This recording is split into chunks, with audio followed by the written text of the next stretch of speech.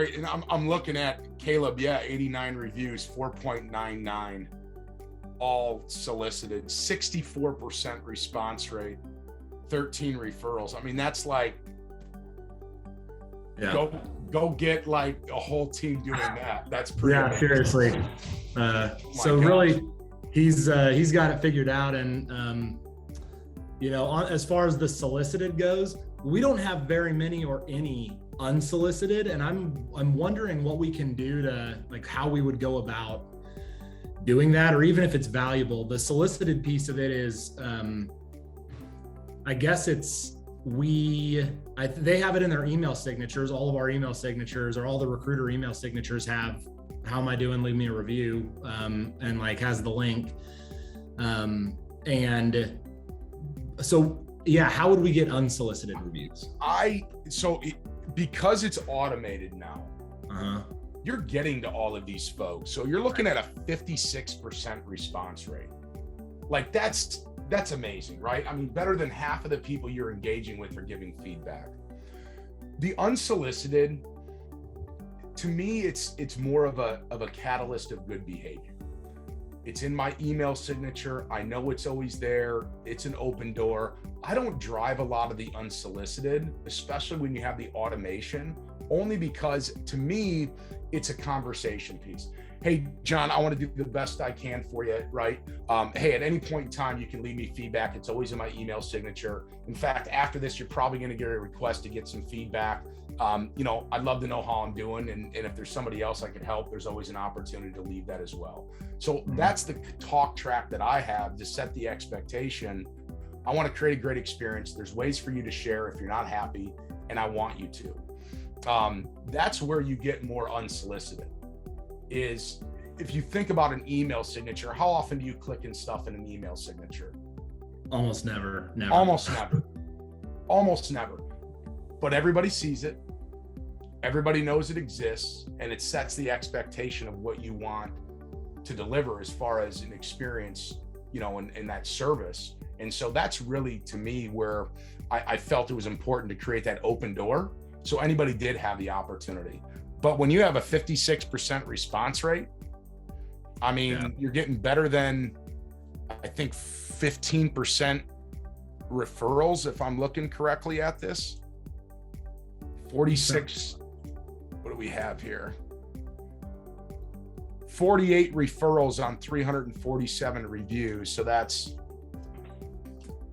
14%.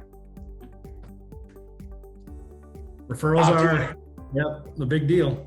Not doing anything, right? Just asking, hey, do you mind? It's just there. So you have an overall, 55% response rate across the board, which is amazing. I mean, the area that I'd say is lower than the rest, but is higher than the average, is your advisor score, but it's a 4.89. So, I mean, whatever you're doing, they're doing it well, because if people didn't care, they wouldn't be responding. Yeah. And, another thing too, is that our recruiters we really haven't coached them on how to, we don't judge them on how these scores come out. Like we praise them and we coach them if they're not great, but we don't say, you need to maintain this score so you get this bonus. And so I don't really think that they're telling their clinicians, hey, I'd appreciate a 5, or when you give me a 4, it really drops my score down. And there are just some people who they view like, oh yeah, you're doing a good job, as like a 2 or a 3, when others are like, oh, you're doing a good job, as a 5. Like there's nothing wrong. So I know we've let 2 recruiters go that I know had some lower than normal scores early on, but all in all, I'm happy with it. And it's just a really good check to see, like, when we get a couple of reviews that are not 5.0 from the same recruiter, it's really easy to see, we need to do some coaching here. We need to go dig into it. When you have the amount of data that you have and the response rate, you're going to see the trends, right? And when you see it pop, when it's one person, maybe they had a bad day. When it's 2 people, maybe there's something there. When it's 3 or more people saying kind of the same thing, it's the spotlight to say it's time to intervene. And then you have somebody like Caleb, you could use as the poster child, right? To say, what are the things that Caleb's doing? How do we duplicate across the organization? Like that's an amazing piece. There's another thing that Great Recruiters provides our team that is like something that I haven't ever heard you guys sell on, and that the acknowledgement from the clinician to that recruiter that you did a great job. We're finding a lot of times that we'll get reviews from clinicians that the recruiter would not have thought that clinician would have gave a raving fan level review.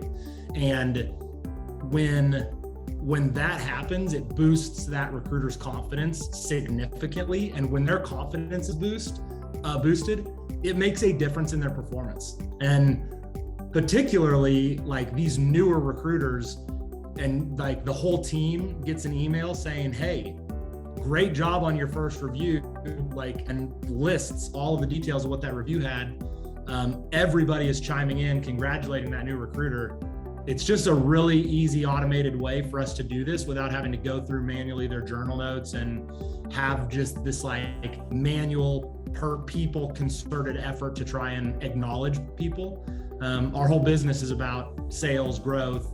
Like when you're selling, you're doing your job, but there's so much value, especially early on, for these recruiters to get like acknowledgement for doing that. And this is a really easy automated way for that to happen. You know what? You're the second, I'm smiling because you're the second person to say that in less than 24 hours. And awesome. It's funny, I talk about it being a recruiter empowerment platform, right? Recruiting is tough. We get the shit beat out of us all the time. Like, even as a leader myself, I probably didn't acknowledge all the great work the team was always doing. So when it's coming and it's not from that and it's from the outside, the people, I love that your team's feeling that because it's true. I mean, they feel better and they're feeling good about their job. And when you feel that confidence, it comes through when you're talking to other people.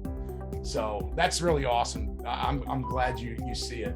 We don't sell it as that because a lot of people won't buy it for an empowerment platform, but I think it creates the sticky nature. We're influencing culture. Oh yeah. Like that's an amazing thing to know how many products are influencing the culture and behavior of an organization. It's not your ATS. While also helping to drive sales. Yeah. While also trying to drive sales, right? So that's awesome. Let me do this. Am I breaking up at all? Nope, you're good on awesome. On my end. So let me just ask you this, like overall, where do you see the value of Great Recruiters, and how as Great Recruiters, what has it done for you as far as the growth of your company and your teams? The value is, we've just gotten to a point where I can't imagine not having it. When you're getting the constant feedback from clinicians, it is just one of those things that you have to make decisions. So beyond even the value from increased sales due to the referrals, and beyond the value of knowing where we've got clinicians we need to spend more time on so that we can get extensions and keep our retention rates up, we can't make fully formed decisions about where to focus, who to promote, who to spend our time with without that constant data like that we're getting from Great Recruiters. And referrals are by far our highest conversion rate on sales. That submitted to deal ratio there's a gigantic difference, like 6-fold difference between a referral and any of the million other lead platforms that we get. So, I mean, every referral you get from there pays for the subscription and more each month. And it's just undeniable. Those are referrals we probably wouldn't have had. Most of the time, we're getting referrals from nurses that they say, don't let this person know that I referred them, which tells me that we wouldn't have gotten that referral otherwise. There's no way we could have gotten that out of them by asking them, and we are still closing those referrals. So because we know something about them. We know where they work, probably. We can ask the clinician then, hey, tell me a little bit about this person. So we're getting referrals we would not have otherwise gotten. We could not have otherwise gotten. We're closing them at the same rate as any other referrals that we get. And the more, the better. It's awesome. What are the biggest surprises that you've had? Kind of, there's always a little, is it going to work? Right? Is it, we believe in the product. Like, what are the biggest surprises that kind of you realize now that you've really lived and used the platform?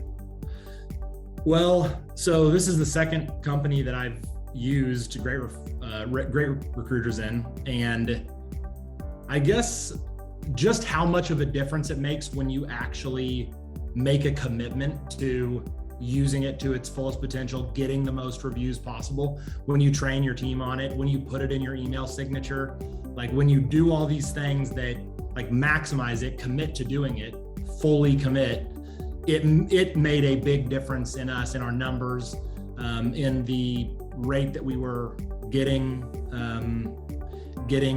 reviews and the number of referrals we were getting. Just, I was not expecting that pushing it would have as big of a impact as it did. We were using it without pushing it for several months. We were getting good feedback, good reviews. We were getting referrals. But when we really made an effort to integrate it in, train on it, talk about it, call it out with our team, I was surprised at how much more we got. And what do you think the recruiters think about it? I mean, you probably get feedback, right? We get tools. We're like, hey, is this valuable? What are you hearing from the team? They're competitive over it. So they're encouraging with each other whenever someone gets a really significant raving fan review. But also they're competitive. They don't want to not have their name called out in a week for having an epic review. And it's pretty obvious whenever the same 2-3 recruiters on that team get like highlighted in the week, you see their names over and over, it's really obvious the one who's not.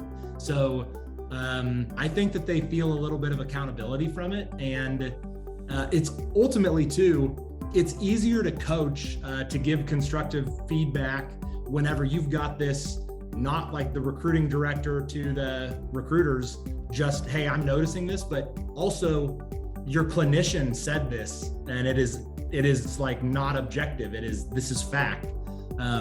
So I think that they see it as,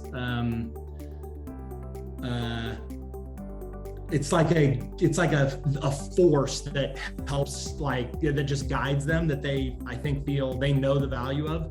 They know it is just part of what we do. It will always stay, and you can't complain about it if you don't have a good review. It is just like, it is fact, true with the capital T, and it's like this all-powerful force that kind of helps drive things forward every week.